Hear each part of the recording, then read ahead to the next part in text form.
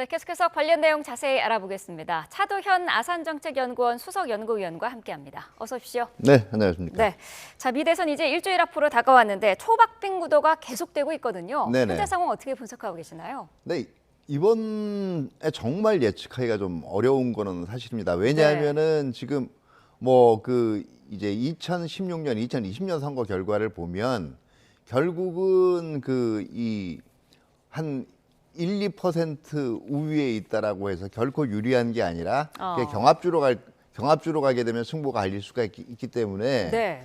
특정인에게 유리하다라는 지금 얘기도 할 수가 있는데요. 사실은 전반적으로 보면 흐름이라는 게 있었거든요. 네. 그러니까 2016년하고 2020년 같은 경우에 보면 그 당시에 그 승리를 했던 패배를 했던 그 트럼프 후보죠. 꾸준히 추격을 하고 올라가는 추세에 있었던 상황에서 선거가 치러졌어요. 네. 근데 지금 같은 경우를 보면 지금 지난주, 지지난주 말을 기점으로 해서 거의 이제 지지율이 또 서로 전국 지지율 같은 경우에도 뒤집히는 게 아닌가 하는 전망까지가 나오다가 지금 다시 약간 벌어지거나 초접전이 되는 양상이거든요. 네. 더구나 경합주에서의 지금 지지율도 뭐 평균 지지율도 그렇지만 그 7개 보통 경합주에서 가장 차이가 많이 벌어지는 게 한 2% 이내예요. 그 경우에도. 이렇게 되면 제가 볼 때는 뭐 현장에서 실제로 투표함이 열리기 전까지는 아무도 알 수가 없다라는 거고요. 네. 또 한 세 가지 정도의 변수가 남아 있어요. 지금 각 그 전국 단위 여론조사 지지율을 보면 적게는 2, 3%, 많게는 거의 10%에 이르는 부동층이 여전히 존재를 합니다. 네. 이 부동층이 누구한테 투표를 하느냐도 있고요.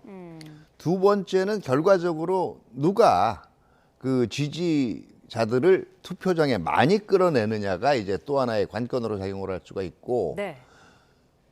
세 번째는 다 이제 숨어 있는 표들이 있어요. 아. 그러니까 2016년 대선을 좌우했던 게 흔히 얘기하는 샤이 트럼프였다면은 지금은 전반적인 분위기상 공화당 지지 성향이면서도 대놓고 나는 아니야 얘기하기가 좀 힘든. 네. 어떻게 보면 샤이 안티 트럼프라고 얘기할 수 있죠. 그리고 뭐 일부 언급이 됐었지만 그 유색인종 계열임에도 불구하고 또 일부 남성 위주로는 트럼프에 대한 지지가 있는 것도 사실이거든요. 네. 이 경우에 일부 거기 또 편승하는 투표 행태도 나올 수가 있는 거예요. 또 하나 지금 여론조사가 뭐 이 빗나갔다라고까지 얘기하기는 힘들겠지만 그대로 반영되지 않는 이유는 그 근래에 들어서 이 여론조사에 응답하는 그 행태 자체도 네. 그냥 자기의 호를 드러내는 게 아니라 전략적 응답을 하는 경우가 있습니다. 아하. 그러니까 여론조사 자체를 어떻게 보면 창란시키는 거죠. 그렇기 때문에 더더욱 이번에 예측은 좀 힘들 것 같습니다. 네, 지금 섣부른 저희가 예측이. 화면 한쪽으로 전국 단위의 그런 여론조사 결과를 보여드리고 있는데 박빙입니다만은 경합주가 전국 단위보다 더 박빙이더라고요.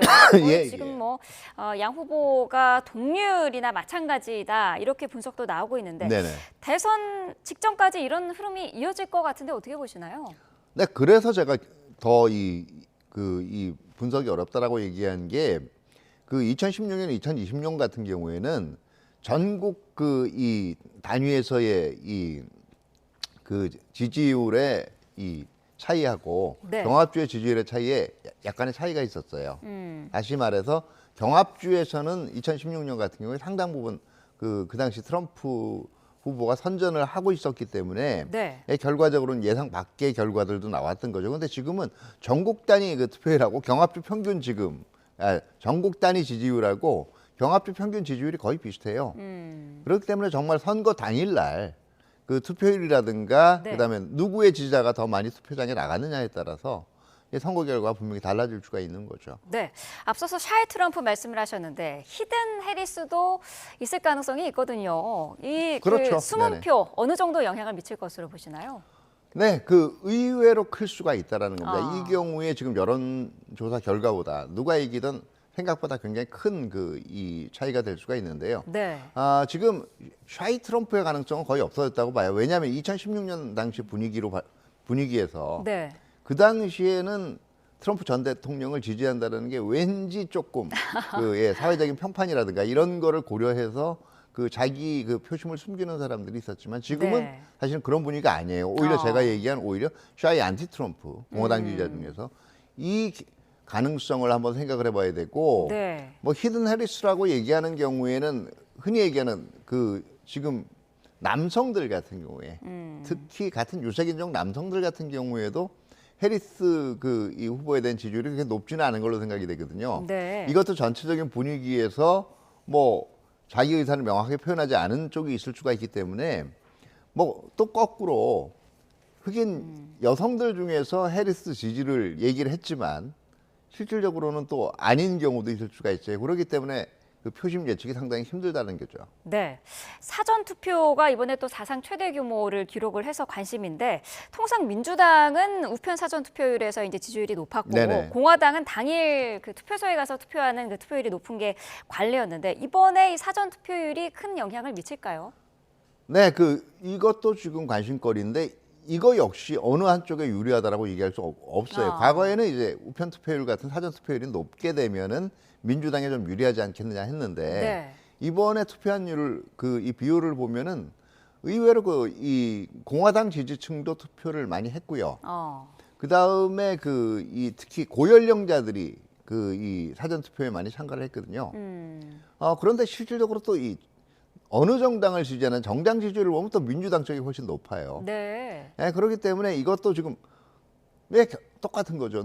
누구의 지지자가 더 많은 지금 사전 투표에 참가했냐. 이것도 아마 선거 이후에는 자세히 분석이 될 수 있을 텐데 지금은 섣불리 예단하기가 좀 힘듭니다. 네, 그렇군요. 어쨌든 뚜껑을 다 열어봐야 결과를 확인해 볼 수 있을 것 같습니다.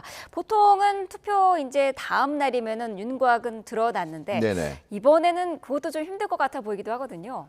네, 지금 보통 한 이 4월 이제 그 이 5일이니까 우리 시간으로는 4월 6일이나 늦어도 4월 7일 되면 윤곽이 드러났는 11월이요. 났는데요. 네네. 이 경우가 왜 지금 더 늦어질 수도 있는 것들이 경합주가 워낙 박빙이기 때문에 경합주 개표가 완전히 완료가 돼야 최종적인 승패가 결정날 가능성이 있거든요. 네. 그러기 특히 이제 경합주 같은 경우에는 이 개표 중간에 어떤 뭐 부정 시비 같은 것도 일수가 있고 네. 또 뭐 이 2020년 선거 같은 경우에는 사후 지금 소송 같은 것도 지금 얘기가 될 수도 있어서 경합주에서 누가 이 승리했다라는 당선 확정이 굉장히 늦어질 수가 있거든요. 그러면 네. 전국적인 이 선거 결과 확정도 늦어질 수밖에 없는 거죠. 그런 이유 때문일까요? 지금 미국 유권자의 70%가 트럼프 전 대통령이 패배할 경우에 대선 결과에 불복할 것이다. 이렇게 예상을 한다라는 여론조사 결과도 나왔습니다. 불복 전력이 있기 때문에 더욱 그런 것 같은데 네네.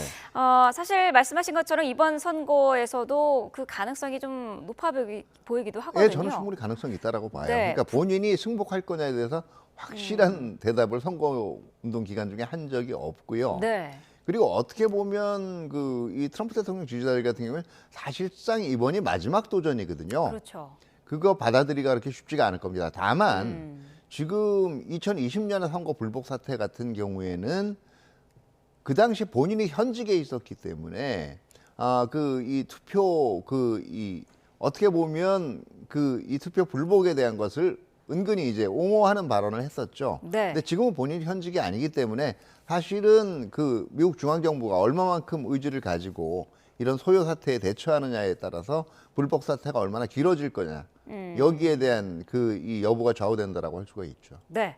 자, 트럼프 전 대통령 뉴욕에서 마지막 메시지를 냈습니다. 다시 황금 시대를 열겠다면서 경제 그리고 이민자 문제를 마지막으로 거론을 했는데 네. 미국에서 사실 이 문제가 상당히 중요한 핫 이슈인 건 맞는 것 같아요. 네, 그렇죠. 뭐 이민 문제, 뭐 낙태 문제라든가 이런 문제와 같이 이번 사실은 대선의 대외 정책보다 더 큰 이슈였죠. 네. 지금 결과적으로 얘기하는 거는 이제 이민 문제는 사실은 해리스 후보도 지금 인정을 하고 있는 바인데요.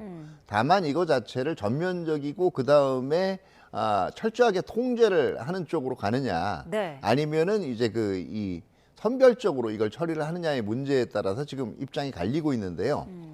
결국 그 이 누가 되느냐에 따라서 앞으로 이민 정책 부분도 상당히 큰 트럼프계 이동을 할 가능성이 있습니다. 네, 해리스 부통령도 이제 곧 마지막 메시지를 낼 예정인데 어떤 부분에 초점 맞출 것으로 보시나요? 네, 결국은 그 두 가지 정도의 메시지일 것 같아요. 첫 번째는 자신이 화합을, 그러니까 미국을 오늘날의 미국을 이 만들어낸 자신만 화합을 이룰 수 있다라는 거고, 네. 두 번째가 결국 미국 민주주의의 위기를 막아야 된다.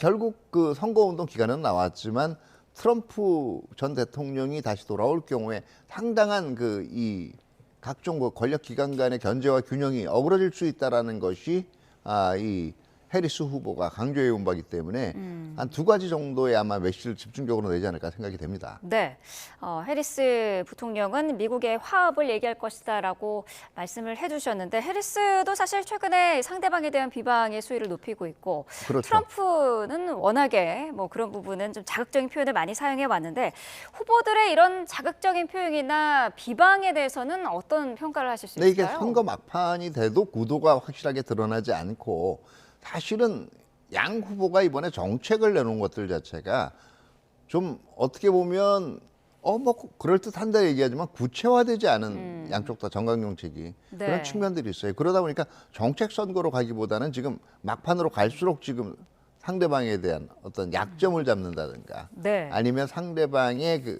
이 대한 어떤 인신공격성 발언들이 점점 나오고 있는데 이것도 이번 그 선거에서 또 하나 특징이라고 볼 수 있고 이게 결국은 누가 돼도 상처가 상당 부분 남을 수밖에 그렇죠. 없는 거죠. 트럼프 대통령 같은 경우에 아마 이게 그 전 대통령 같은 경우 불복의 여파가 굉장히 클 수가 있는 거고요. 네. 그 다음에 이제 만약에 해리스 후보 진영 같은 경우에도 상당한 상실감 그런 다음에 이 자연스럽게 뭐 선거가 끝나고 나면 미국 사회라는 게 그래도 결국은 다시 이 단합의 모습으로 돌아가는 모습을 어느 정도 보여줬는데 이거 회복하기가 좀 힘들지 않을까 생각이 됩니다. 그렇군요. 자, 사실 대선이 되면은 미국 대선이 되면은 미국 대부분의 언론들이 특정 후보를 이제 공개적으로 지지를 하지 않습니까? 네네. 그런데 이번에는 그런 부분을 상당히 자제를 하고 있거든요. 네네. 어떤 이유 때문이라고 보시나요? 이게 뭐 미리 그 결과를 예상해서 그랬다기보다는 아마 각 언론사마다 개별적인 사정이 있고요. 그리고 또 하나는 아마 지금 이 전반적으로 선거 결과가 초박빙으로 흐르고 있다라는 거예요. 왜냐하면 어느 정도는 예견을 하고 지금 과거에는 갔단 말이에요. 이게 네. 안 돼도 할 수 없다라는 생각을 한 경우도 있었고 네. 또 뭐 이건 될 거다라고. 근데 이 예측하기가 굉장히 힘든 상황이기 때문에 언론사 입장 특히 이게 어떻게 보면 언론의 그 개입 성향 나중에 개입 시비를 낳을 수도 있거든요. 그렇기 네. 때문에 좀 더 조심해지는 것 같아요. 네.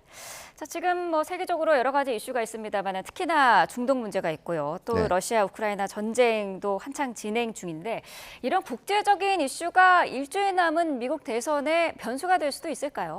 저는 큰 영향을 미치지 못한다고 봐요. 어차피 아. 지금까지 대선 그리고 이미 여론조사 결과에 반영이 됐고요. 네. 가령 이제 지금 중동에서의 이 전황에 따라서 상당히 무슬림 계층, 특히 해리스를 지지할 걸로 생각이 됐던 무슬림 계층 중에서 상당 부분 좀 방관으로 돌아선 쪽은 이미 생겨났고요. 네. 우크라이나 전쟁 같은 경우에도 이미 자기 공화라든가 민주 공화 양당 자기 성향에 따라서 상황들을 판단하고 있는 거기 때문에 뭐 일주일 새 만약에 급격하게 어느 한쪽의 전황이 불리해진다든가 할 때 이거를 상대방 불리해지거나 아니면은 이게 굉장히 이 공격적인 미국에 대해서 공격적인 세력들이 부상이 될 때 네. 해리스 후보도 그렇고 바이든 후보도 그렇고 해리스 후보도 그렇고 트럼프 후보도 그렇고 상대방에 대한 정책 실패의 사례로서 집중적으로 부과를 할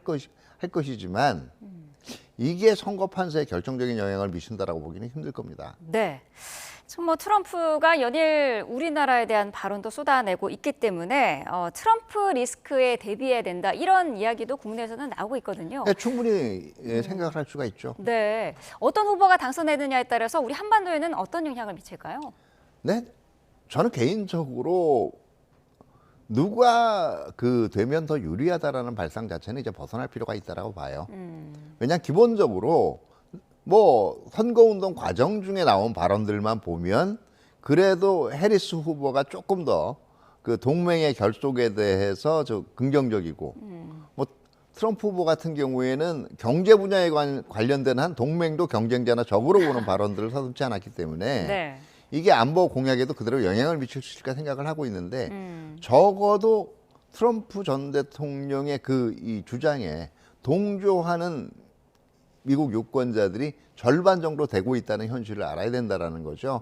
그러면 방위비 분담의 확대라든가 아니면 지역이나 어떤 세계 차원에서 미국의 부담을 덜 수 있게 동맹국들이 더 많은 기여를 하라는 요구는 이미 미국 사회 내 상당 부분 지금 드러난 거고요. 네. 또 해리스 후보가 된다라고 해도 우리가 가장 불안한 게 그거 아니겠어요? 한미 간에 굉장히 열심히 이 회동을 하고 그 다음에 결속을 과시를 하고 있지만 북한의 핵 위협은 여전히 해결된 게 하나도 없고 뭐 하나 시원하게 그 지금 이 대책이 나오는 것도 없다. 이 면 같은 경우에는 이게 해리스 후보가 이긴다라고 해도 여전히 남게 될 딜레마라는 거예요. 네. 다시 말해서 두 후보의 그 정책을 펴는 속도에 따라서는 속도라든가 아니면은 방향성에 있어서는 약간 차이가 날 수가 있지만 기본적으로 우리가 당면한 고민이 그렇게 다르지는 않다라는 겁니다. 네. 그렇기 때문에 누가 되든 간에 리스크가 존재하고 그 리스크에 대응할 수 있는 역량 갖춰 나가야 되고 또 이미 그 우리 자체가 가지고 있는 국제적인 위상이라든가 미국의 동맹 체제 내에서의 그다음에 세계 무역 체제 내에서의 위치가 결국 누가 되는가에 따라서 그렇게 크게 좌우될 만큼의 막 휘둘릴 만큼의 그 상황은 아니거든요. 네. 때문에 그 부분은 약간은 자신감을 가질 필요가 있을 것 같아요. 네. 물론 분명히 양 후보 중에 누가 되느냐에 따른 대미 협의 방향은 다르게 준비를 해놔야 되겠죠. 근데 그게 마치 양 후보 중에 누가 되느냐에 따라 완전히 다른 세상이 전개되는 것처럼 보는 거는 한계가 있다라는 겁니다. 선거 운동 과정 중에 나온 발언이고 실제 정책은 상당 부분 차이가 날 수가 있어요. 네. 알겠습니다. 자, 일주일 남은 미국 대선 상황 자세히 짚어봤습니다. 차도현 아산정책연구원 수석연구위원과 함께했습니다. 오늘 말씀 감사합니다. 네, 감사합니다.